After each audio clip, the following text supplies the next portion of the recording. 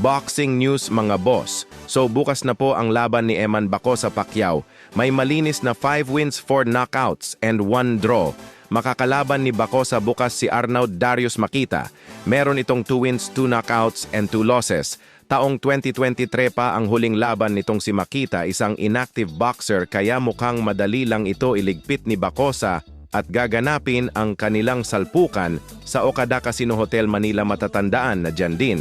Nagsalpukan sila Alas Casimero at Filipos ni Tumbua, so abangan po natin yan bukas. Samantala, matapos maglabas ng order ang WBC para paglabanin sila former WBC Featherweight World Champion, ang pambato natin na si Mark Magsayo kontra sa Mexican fighter, ang WBC Junior Lightweight Rank number 1 na si Eduardo Hernandez ay ito na nga mga boss basi sa video clips upload ni Magsayo. Mukhang handang-handa na niya araruhin si Hernandez, pero alam natin na hindi rin madaling kalaban ang Meksikano kaya mukhang bagsakan talaga ang mangyayari dyan. Sa iba pang balita, ito ang matindi mga boss, former WBA Featherweight World Champion ang Meksikano na si Mauricio Lara ay nakaban ito ng 2 taon matapos magpositibo sa ipinagbabawal na gamot. Basahin po natin mga boss. Mexican professional boxer Mauricio Lara has been banned from all World Anti-Doping Code compliant sport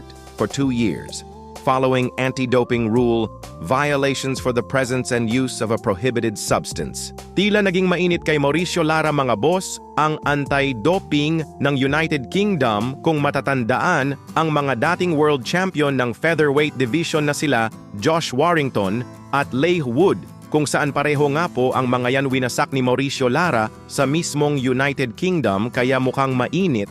Pero bata pa naman itong si Mauricio Lara, may edad pa lang itong 27 kaya after 2 years, bata pa rin itong si Lara, edad 29 pa lang at nasa prime kaya maari pang makasungkit ng titulo.